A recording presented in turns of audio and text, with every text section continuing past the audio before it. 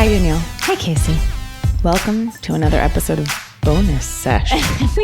we still, our mouths struggle with that still. It doesn't roll off the tongue. No, but we've committed to it, so we can't go back. But the episodes are rolling out of our mouths. They sure are. Like silk. Wow. I'm enjoying this. You know, I hope anyone who's listening isn't upset there's not more Housewives talk. I think we do a little bit of both. Yeah. I'm answering for them. And we're They're we're gonna merge topics today. We sure are.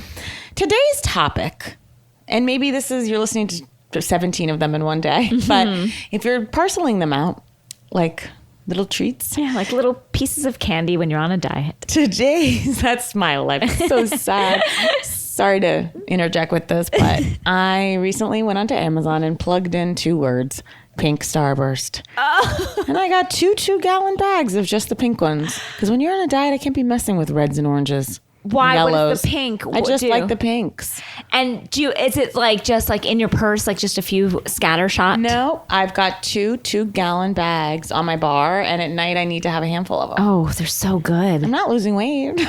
But Starburst are sugar. They're not fattening, right? Weight Watchers doesn't love them. They don't. Okay. They frown upon them. Frown upon them. But I'm still like... Because it's not a carb. It's not good. I'd rather have a Starburst than like a glass of wine. Me too. For sure. Yeah. I'd rather have Starburst than food. Oh, yeah. I could just exist on Starburst in a second. But today's topic is about something else we like. Oh, boy, yeah. Oh, boy is right. Although there might be some women sneaking in. This is an episode about crushes. Yes, we wanted to do an episode about people that we, past and present, housewife, non-housewife, can't get enough of, that make us go, oh, yeah. Yeah. Wow. Wee wow. Woo, that make us feel something in our knees. Danielle, let's start right off the bat with like a childhood crush. Okay. My first crush, and I'm aging myself, though I've been quite open about the old woman that I am on this show. So little girls, you might not have heard of this man. But I once had I had 2 posters up on my room. The father from Little House on the Prairie? Michael Landon, you mean? I mean, he's up there, but no. 2 of my first crushes. Very strange. One was Rob Lowe. Mm-hmm. Now that's not strange. Like, he's gorgeous. He's a beautiful man. And I had a picture of him circa, I don't know, the 80s when he was in St. Elmo's Fire and had that saxophone and like a tie around his head. Yeah. You know, Sean, I used to dream about him, like just... think he was the cat's meow, the cat's pajamas, and he looks exactly the same. He now. has preserved himself in a way that is, he has made a deal with the devil. I don't understand what he's done. He's preserved himself in the way that like Melania Trump has. Yes. It's like a little waxy. Oh, completely waxy, but I'm there for it. Like, I'm not mad at it. But it's weird. As I've aged, I don't have the sexual attraction I used to have in his younger, less waxy You feel more days. like a peer? Yeah, of course. No, now I sort of like look at his beauty and I acknowledge it, but I'm not like I had like stirrings as a child when I used to look at him. No, it's funny, and I say this with love. His wife is a harder look. Yeah, she's a handsomer woman.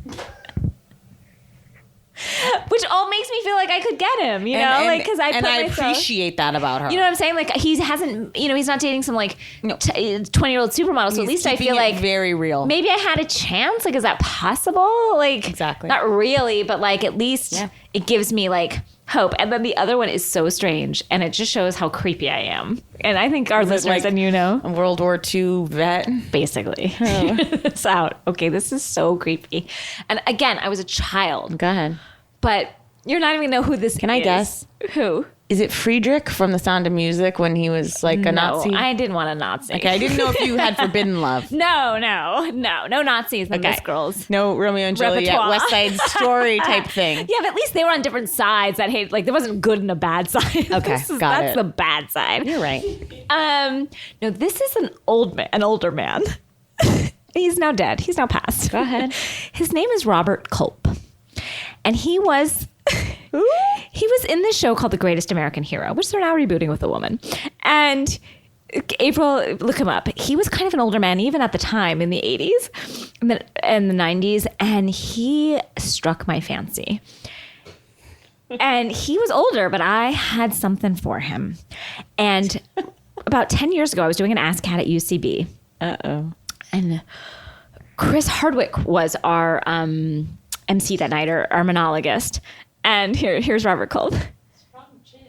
Well, that's him as an older man. There was something in between there. Well, I gotta say, there's a younger picture of him. He's quite portly. No, he's not portly at all. No, that's old. Okay. You gotta find like his middle age. Look up Robert Culp, Greatest American Hero, and then you'll see what I'm working with. Okay. Yeah. You know this man. Everyone, he's definitely got a weathered look. Yes, I like a weathered look. And he was Chris Hardwick was like, "Excuse me, sir, what do I know you from?" And he's like, Wait, this guy was just like in the audience? Yeah, and it was Robert Culp. Can I tell you? And then the people in the booth played the song, Believe It or Not, I'm Walking on Air. Is that from that show? That's from that song. That's from that show. I know that song, but not that show. Yeah. And I Believe it or not, you were walking on air. I was like, I mean, he was like using a walker. Those are some steep stairs at the UCB. I know. And I was like, this is my world. But those were my two first crushes. One is one that everyone had, and the other one is more of a fetish, I think. It's an acquired taste. An older gentleman. Now, what about you, Casey? Childhood crushes? First crush is, of course, a gay man. Of course. I would expect nothing. From a show not a lot of people watched. It was a show starring Wilford Brimley. Oh, I know exactly. And Deirdre Hall. I know the show. Two people I admire to this day. It's a gay gentleman by the name of Chad Allen. Oh, I know him. Woo! And I'll tell you what.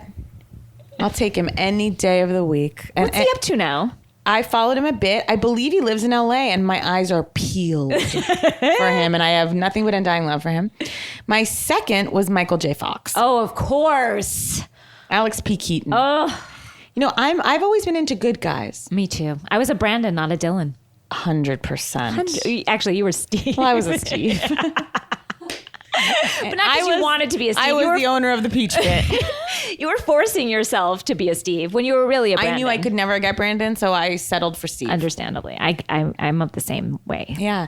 Now, as I got a little older, I turned to an actor that is still very much in my present life. And I want to say I was an original fan. And fucking Courage Under Fire, I was with Matt Damon from the beginning. Wow. And you know what? He's made some gaffes. He's made some big old gaffes. Big old gaffes of late, and I'm going to say it. Don't care. Really? I know that's very hard for everyone to hear. No. And no one is more upset than me and feeling triumphant at the Me Too movement. I swear to fucking God. But I have a line. See, and I can't. It took away respect for him. And I absolutely thought the worst thing he did totally was on Project Greenlight this year. The way he spoke to the female black producer, Effie, was abhorrent. I never loved him. I have to separate the man from the rhetoric. Understandably. I get that. Because he's a good-looking man. See, I came to know him not through Courage Under Fire, but through another favorite movie of mine called School Ties. Oh, yeah. Ooh. Oh, a lot of boys in that movie. Yeah.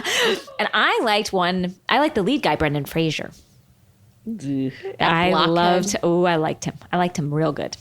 and he's a sadder case for me because you know what? He started losing his hair and it ruined his career. It really did. It did. It was tough for everybody. All of us involved. Gorgeous guy. He was gorgeous. I loved him. And Jude Law's suffering from that syndrome. I know, but he's made it work for him in some way. I think he's getting little replacements he's playing here and there. Popes and...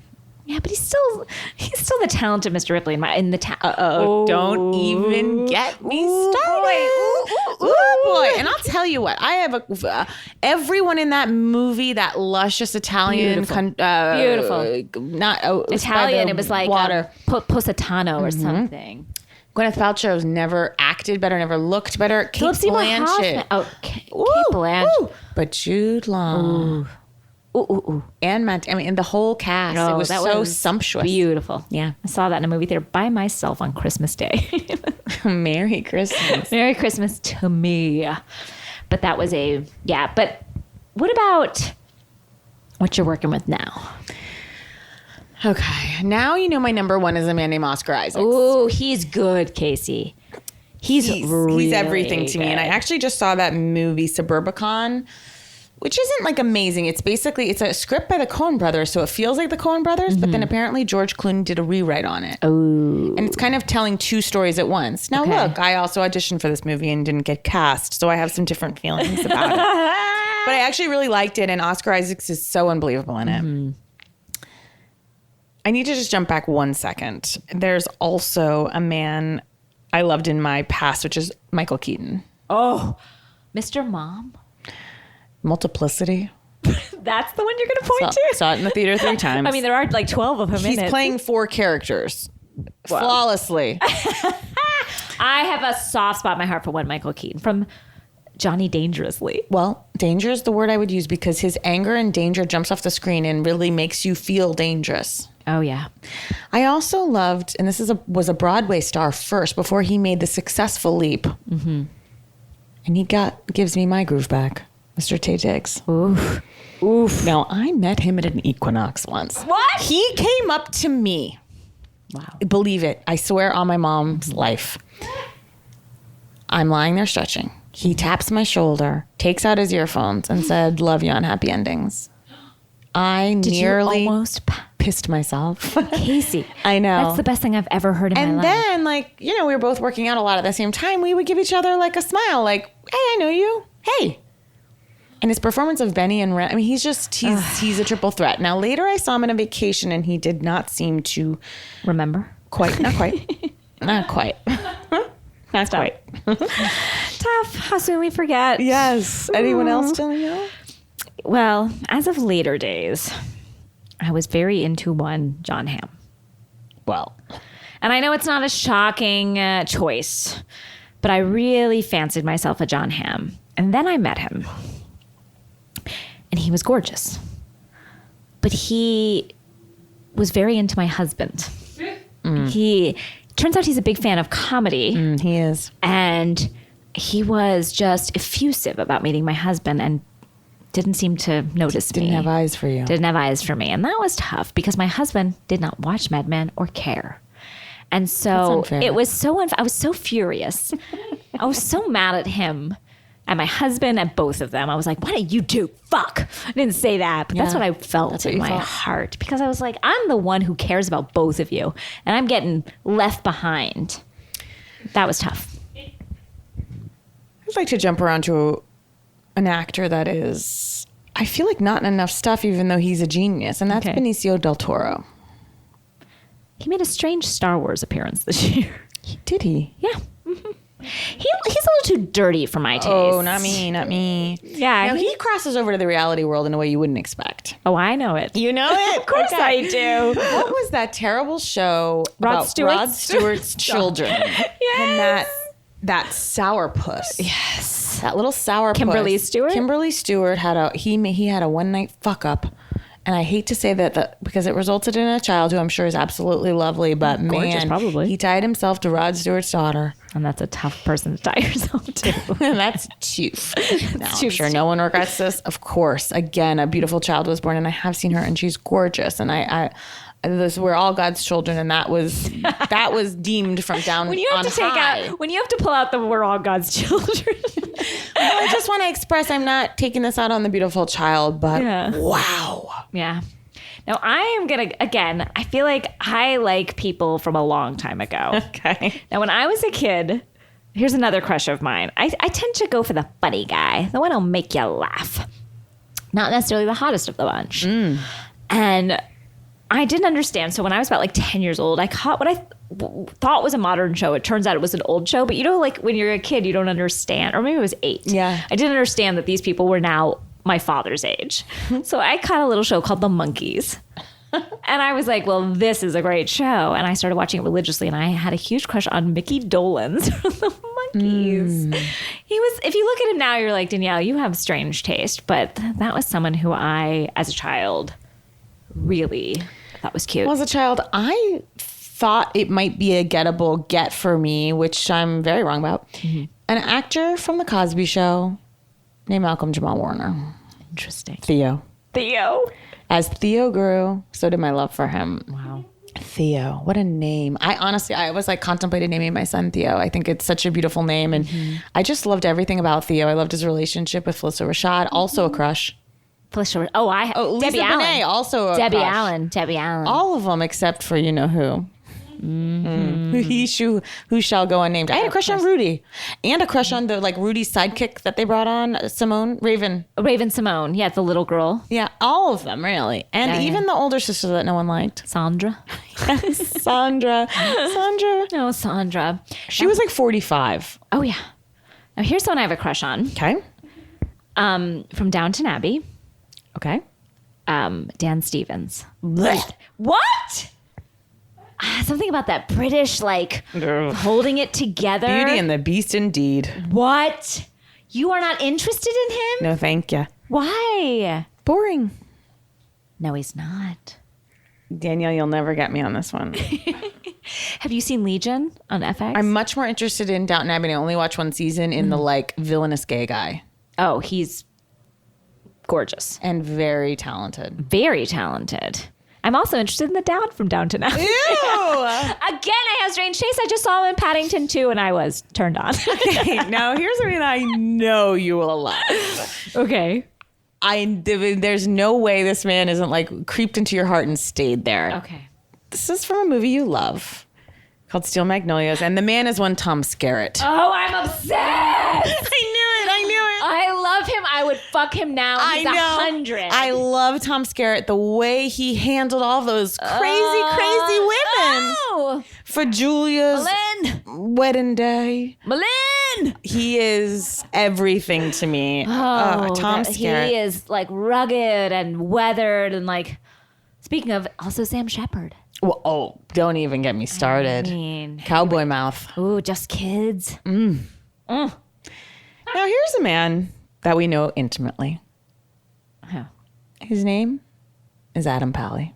You love Adam Pally? Love his wife Daniela as well. I'm not taking anything away from their beautiful marriage, but all the same. You know, I like a dark and handsome. I like a man with Sephardic looks. Yeah, you like a swarthier man. I do. And I like him a little more. And he makes me laugh. Yeah, I like him a little more upper crusty British. Oh, here's a swarthier man that I love. Again, all my references are 100 years old because I think I formed weird crushes as a child and I've never lost them. But he's sort of bug-eyed and he's also dead. But he's a hot man, and that is Raul Julia. Raul Julia. From Addams Family, yeah, we know where he's from. Addams Family. He is a hot man. Now, there's two men from movies that are... this man is not attractive traditionally by any stretch, and actually informed the men I would date for basically 10 years. Okay. And it's a little old man named Rick Moranis. Really? From Little Shop of Horrors. Suddenly Seymour, yes, please. Shocking. So sweet and trying so hard. And that's why I dated a million men that were like brothers and friends. I mean, he's I'm trying to find out. You know, Jamie Dembo, I think, also told me she was attracted to him. Of course. If you're a Little Shop of Horrors fan and it's my favorite movie, you really feel it. Not Steve Martin? No. Not the plant? God, no. No, and not John Candy or Bill Wow. Murray. Okay. Interesting. From another musical. And he's, talk about an older gentleman, Mr. Christopher Plummer. I'm still attracted to Christopher Plummer. Thank you. You can... Any day. You throw him in any movie. Did you see that green Oprah? screen him in whatever. Oh yeah. Did you see that Oprah where they brought in the Sound of Music like the real Sound of Music and the family that played them and all that. Did. And he was probably at the time like 75, and he was like, all the women in the audience were like, "Ooh, a dapper Dan." Dapper. I mean, he is one dapper Dan. And I gotta say, I'm gonna throw in my father-in-law. Oh, your father-in-law is very good looking. I have to say, your father-in-law is very good looking. And this is uncomfortable for everyone, you know, and especially for my sister-in-law who's probably listening. You know, Jeffrey Casp. Oh, I've seen him too. Cuts a figure. He does. He's debonair, salt and pepper. He's so tall and together, and you feel sort of tanned. Yes, taken care of. He's a man. Capital M-A-N. Stockbroker, trader, everything about him. Yeah, he's very good looking. Yeah. I agree with that one.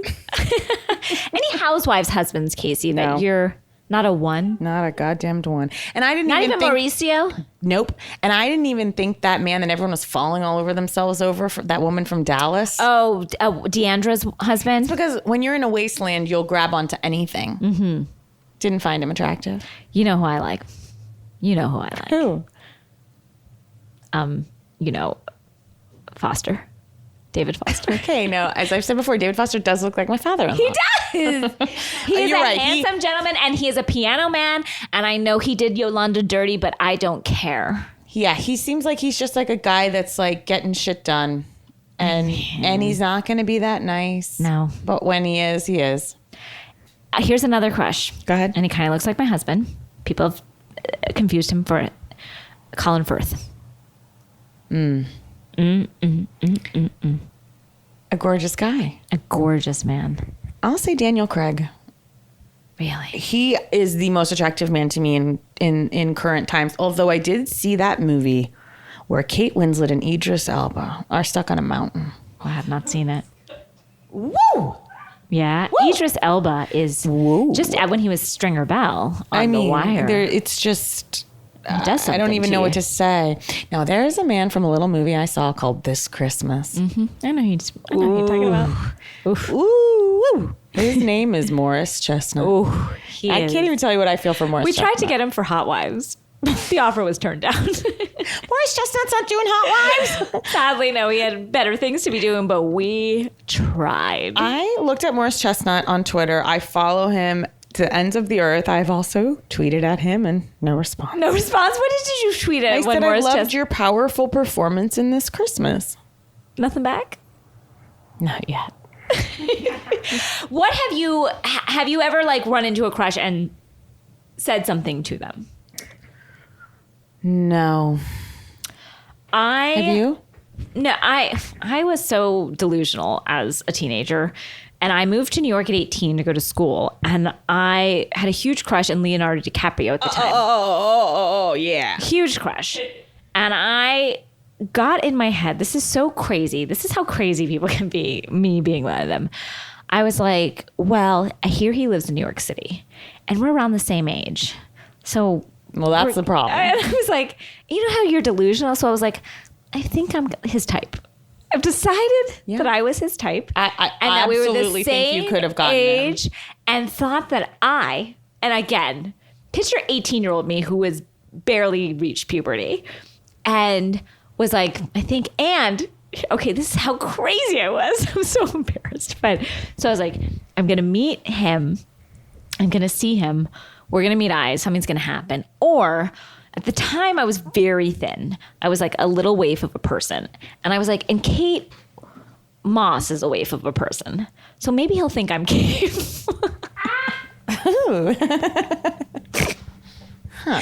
We look nothing alike. Except for that we were both sort of thin at the time. But otherwise, I think you could It's tell like us. me thinking people would mistake me for Brooke Shields because we both have thick eyebrows. Yeah, that's about right. But I was delusional in 18, and so I was like, so there's two scenarios that will happen here. These are the two Just a scenarios matter of that which will one's get. first. It's just a matter. It's choose your own adventure for one of these two scenarios. Well, I have a little story about Leonardo DiCaprio. Two quick Yes, anecdotes please. myself. So when I was in high school, again, I thought Titanic had come out, and I was and Romeo and Juliet really got me. Romeo and Juliet's what like of course, happened. of course. And I thought to myself again, yes, I can get him. Of course, I think we all did. We all decided Gilbert that Grape. he was. I was like, I got Meanwhile, it. he's 50 and still dating 20-year-old models. So okay, all right, good to know. So I was in high school, and I'm like, how do I get him? What do I do? But I decided to take action. Oh wow, you're a woman of action. You've always been. My friend Amanda came over and I said, how do I get to these people? I didn't even know what agents and managers were, but neither we do I. started like looking things up. I started calling around. I finally got to, I believe it was William Morris Agency. Okay. I said, hi, I'm Casey Wilson. I'd love to speak with Leonardo DiCaprio's agent. And they put me through. What? Now, I don't know if this was an assistant or what. And I said the following. I am from the Washington Post. Now, at the time, The paper of Woodward and Bernstein. The paper just made the post about. And I really felt in my head, I said to Amanda, if I can get an interview with him, they'll let me write it and submit it as like a freelancer. Of course, for the Washington Post, of course. If we can get an interview with Leonardo DiCaprio, they'll be excited. They'll be happy I did this fucking legwork for them. Oh my God. The guy's like, he's traveling, he's somewhere, and he's like, but let me get your credentials, or not even credentials. He was just like, let me get your number, and absolutely, when he's in another like press cycle, he will love to. I was like, absolutely. Gave my info, and I literally thought any day now that fucking phone is gonna ring. Of course. And it did not. Now, I went to New York when I was 17 to start NYU. First day I'm there, I'm unloading my boxes. I see him in a car. And I chased it. You chased the car like a dog? Chased the car. And didn't make it. Chased the car like an animal. And he's a sighting I've never been privileged enough to have. Gotten Tobey Maguire, lovely. Lovely. I think you've met some gorgeous men in your time. Am I right? Yeah, they think of me as like a little funny troll. No, sometimes as a comedian, friend. we get pigeonholed. Yeah, we get sort of like looked over and not seen for the beauties that we are. You know who took me under his wing as like a bright spot, a little funny friend, and I do mean friend. Like was like, come watch football with me in my trailer. Was Ashton Kutcher. Really? He's always been so wonderful to me. I cannot even express what he has done for me in my career. Really? Yeah, you wouldn't have thought, would you? Now, what about your Ben Affleck experience? Couldn't have been better. Lovely. Woo! Is he attracted to you? Woo! No. Well, the funny thing is I thought like, I'm going to make a real impression on him with like my beauty, Then I get my costume for Gone Girl, and it is like a mom high-waisted khaki pant with like a pleat that makes me look like I have a fupa.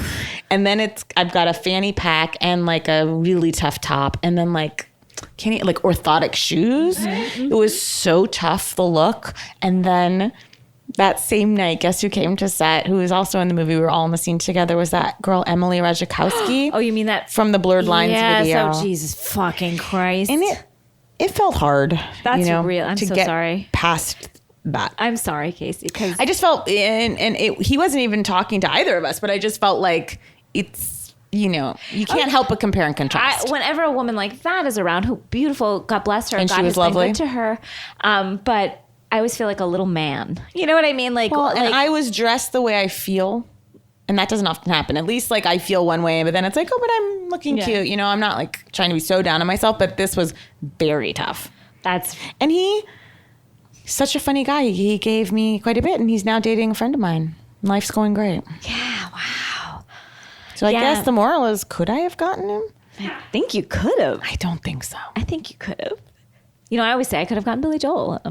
Not that I've ever met Billy him. Joel. We didn't even discuss him. I think we discussed him. Fat or thin, whether he's wrapped a car around a telephone pole. Just the way you are. I am the entertainer. I've been all around the world.